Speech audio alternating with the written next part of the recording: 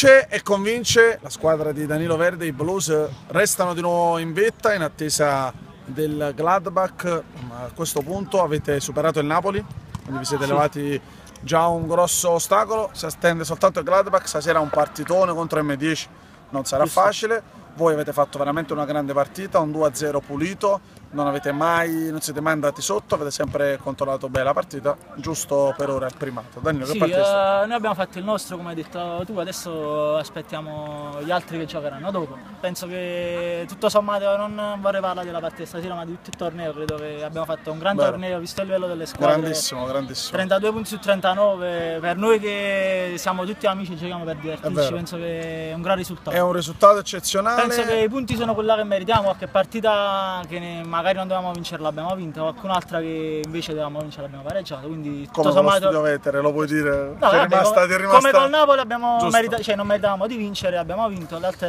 dovevamo vincere, l'abbiamo pareggiata. Chiudiamo questa intervista con un appunto, sarà proprio il Real di Napoli quindi a decidere le vostre sorti, perché affronterà poi nel recupero.